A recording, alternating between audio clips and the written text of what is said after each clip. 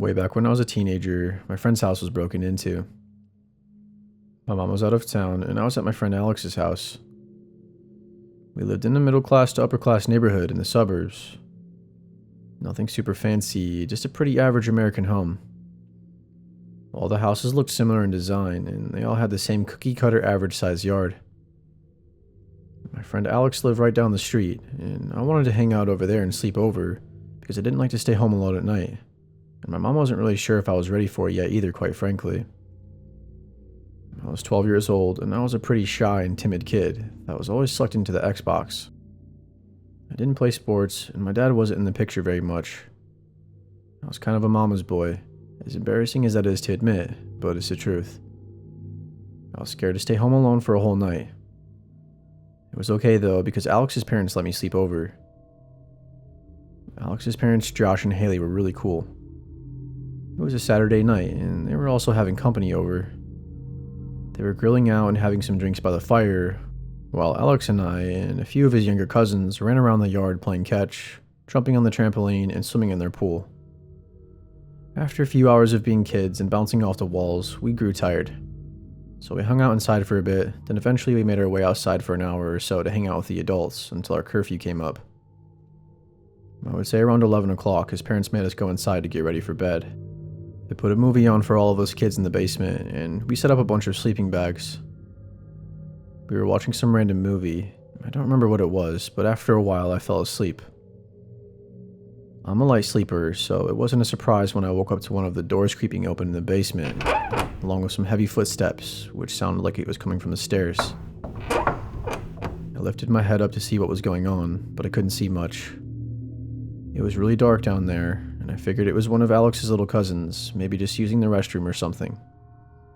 So I laid back down, I rolled over and went back to sleep.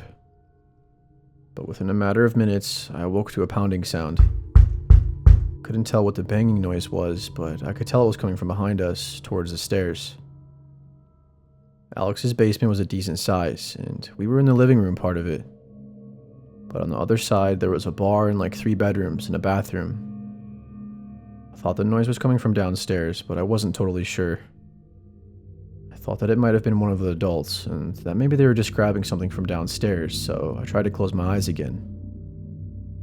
It was really dark down there, and I didn't expect it to be a stranger. Either that, or I thought that maybe one of the adults went to the restroom as well. I didn't have a phone, so I couldn't check the time or get a hold of anyone. I wasn't really sure I needed to anyways. I sat and listened for a while though, and I couldn't hear the adults outside partying anymore. Maybe they were done for the night and coming in to check on us, I thought. You remember when you were a kid and thought there were monsters under your bed or in the closet? That fear you would feel? But deep down, you knew there was nothing to be scared about because you knew it wasn't real. It kind of felt like that. I went back to sleep one more time, but this time, what happened was far more disturbing than the previous times I'd been woken up. I woke up to a man on top of me, shaking me and trying to grab me. The other kids and Alex all ran to get the adults for help. I put up a fight, but eventually the strange man grabbed me full on and started to run. I was being kidnapped. I did everything I could to try and get away, kicking, biting, scratching, and I even tried to dig my fingers through the man's eyes, but nothing was working. I was hopeless. That is until Alex's dad chased him down and hit him in the head with a fire extinguisher. We both fell straight to the ground on the sidewalk, and I hit my head on the cement. Somehow the man managed to stand up and run away, and since he had a mask on, we had no way of identifying him. I wonder if things would have ended differently had the other adults been there still. Maybe they would have chased the man down and beat his ass, and he would have got arrested, and I could actually sleep at night. But for the longest of times, I couldn't sleep. The same nightmare came to me over and over and would replay in my head. We think that the man let himself inside through the sliding glass door in the basement. I wonder how long he was standing there planning the attack. And if I would have listened to my gut, maybe things would have turned out differently. But I actually ended up with a concussion anyway. Nothing too severe, but still a concussion. Ever since that day, no matter what it is, I always listen to my intuition. And I suggest you do the same. It's always better to be safe than sorry, believe me. I'm also really glad that Alex's parents were still awake, or maybe I would have been murdered or kidnapped, or even worse.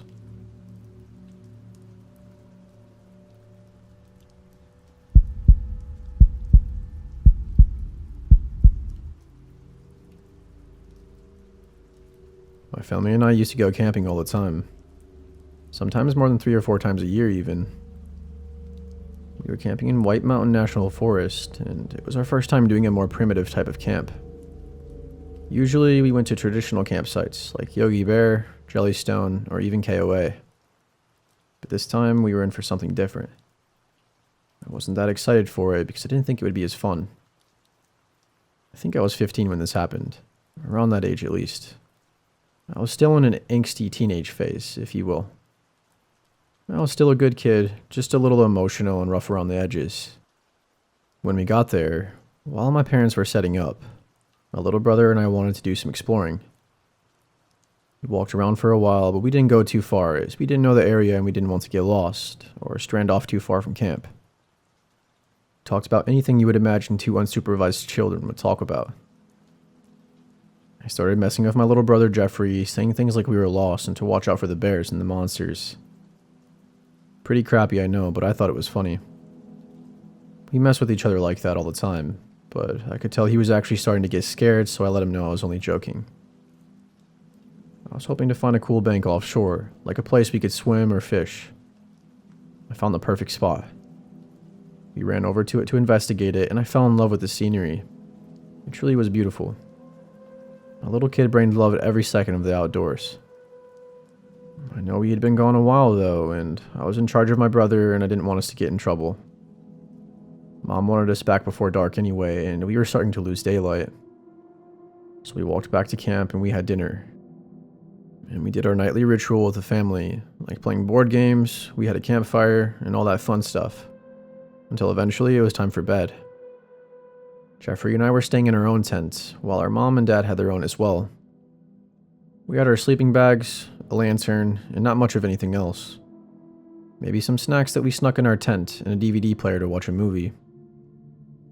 I fell asleep, but I remember waking up for seemingly no reason, in a groggy state of mind. I turned over towards Jeffrey and noticed he was gone. I instantly shot up. I walked out of the tent, and I saw him walking towards the trail that we came from earlier. "Jeff, what are you doing?" I asked. "Get back to sleep before Dad finds out what you're doing." That was when I heard a noise coming from my parents' tent. I was worried that I woke them up by basically yelling. I don't know how Jeff got out of the tent without me noticing in the first place. But he kept walking though, until eventually he was out of my sight.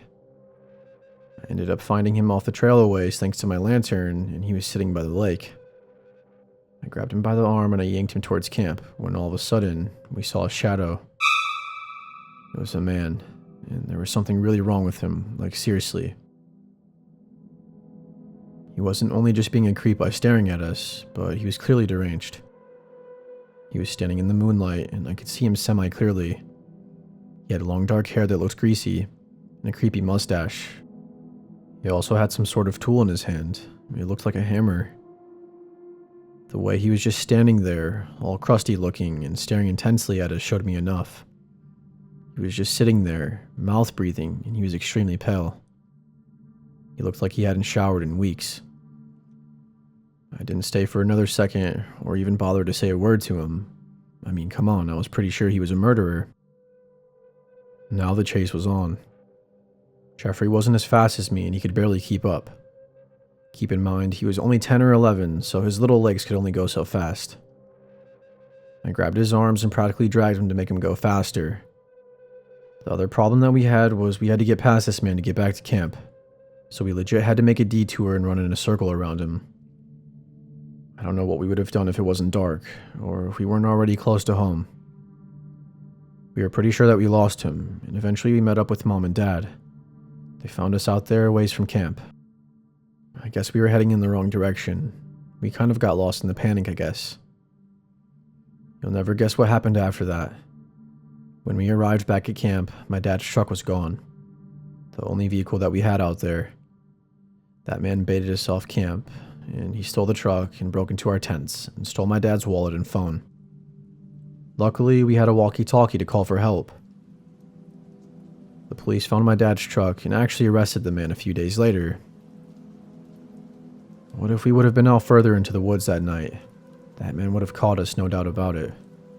He chased us through the woods and tried to murder us, or kidnap us, one of the two.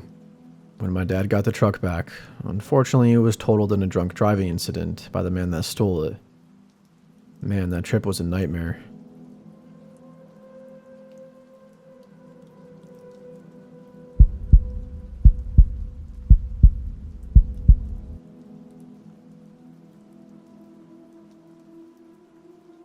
It all started on a rainy night. My dad had wanted me to babysit my little brothers while he went to the bar to play pool and drink. I had gotten them to settle down for the night and I decided to go order some food and chill, playing some CSGO while I waited. About 40 minutes had gone by and I was wondering why the hell my food was taking so long. I finally heard a knock on my door, and there was a rough-looking man who said he had my food, and I tipped him and he went on his way. I closed the door and I walked back to my computer, completely forgetting to lock it. If one of my protective friends hadn't have said something while we were gaming, things might have gone a lot worse. Them asking to make sure I locked the door was a potential life-saving question, because in fact, I had completely forgotten to lock the door. To me, it wasn't the biggest of deal at the time, but I'm glad they said something, and you'll see why here in a minute. I checked on the door to make sure it was locked, and of course, it wasn't. So I locked the door real quick and I went back to gaming. My computer, by the way, was in my living room, and to the right of me was my kitchen, and in the kitchen was a giant bay window facing directly into where I was sitting and gaming. I started eating my food while gaming, and I heard my front doorknob jiggle. I thought maybe I was just scared and hallucinated it, since I was home alone and my brothers were asleep in bed. Until my dog started barking at the front door. That was the exact moment I realized that something bad was happening. Whoever was there started banging and rattling the door handle. I freaked out and I ducked under the counter beside me, called my dad, and then called 911. While I was on the phone, my little brothers ran out of their room screaming that someone was standing outside their bedroom window and pointing towards the lock and smiling and waving at them, trying to get them to open it for them. I completely lost it and I started crying. But I had to hide my brothers in my room, in my closet, and I told him to not come out at all. I thought he was going to try the back door next, which was a glass door that he could have easily rocked back and forth to get the lock loose, or even just shattered the door completely.